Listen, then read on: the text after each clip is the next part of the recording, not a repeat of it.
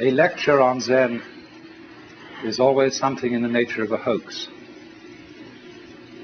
because it really does deal with a domain of experience that can't be talked about.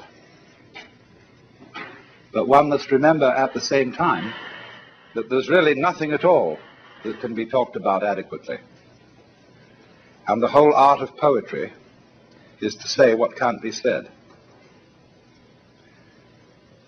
So every poet, every artist, feels when he gets to the end of his work that there's something absolutely essential that was left out. So Zen has always described itself as a finger pointing at the moon.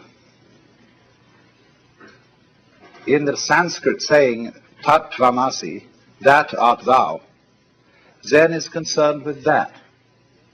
That, of course, is the word which is used for Brahman, the absolute reality, in Hindu philosophy. And you're it, only in disguise, and disguised so well that you've forgotten it.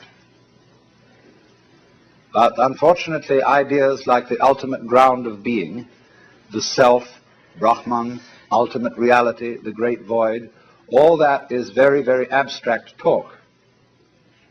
And Zen is concerned with a much more direct way of coming to an understanding of that, or thatness, as it's called, tathata, in Sanskrit. So Zen has been summed up in 4 statements.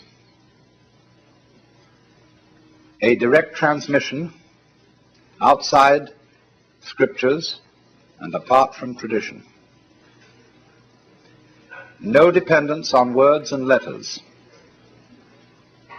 Direct pointing to the human mind. And seeing into one's own nature and becoming Buddha.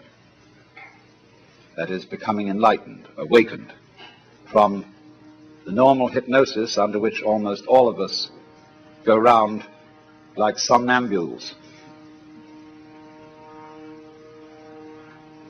It's extraordinary how much interest has existed in Zen in the United States, especially in the years since the war with Japan.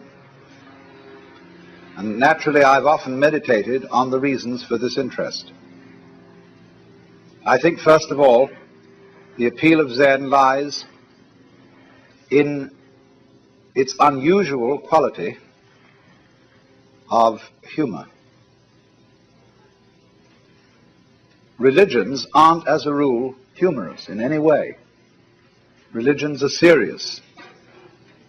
And when one looks at Zen art and reads Zen stories, it is quite apparent that something is going on here which isn't serious in the ordinary sense, however sincere it may be. The next thing I think that has appealed to Westerners is that Zen has no doctrines. There is nothing you have to believe, and it doesn't moralize at you very much. It's not particularly concerned with morals at all. It's a field of inquiry rather like physics. And you don't expect a physicist to discuss authoritatively about morals, even though as a human being he has moral interests and problems. But as a physicist, he is not a moral authority. Or if you go to an oculist or ophthalmologist to have your eyes adjusted, that is so you can see clearly. And Zen is spiritual ophthalmology. Another thing that appeals very much to Western students about Zen is that they've read their Zen from Suzuki and from some of my writings and from R.H. Blythe. And these people present a rather different kind of Zen from that which you will find today in Japan. They present what is essentially early Chinese Zen, from the old writings ranging from about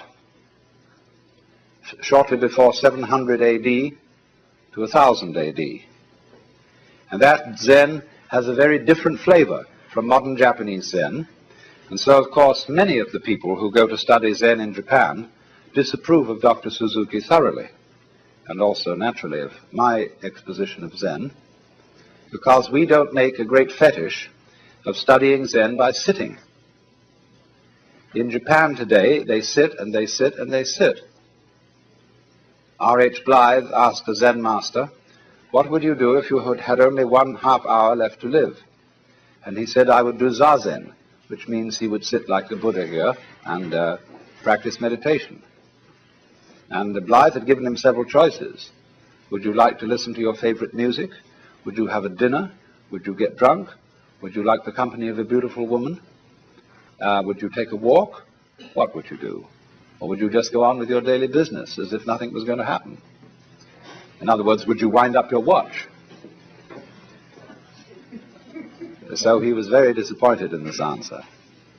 And he said, you know, sitting is only one way of doing Zen.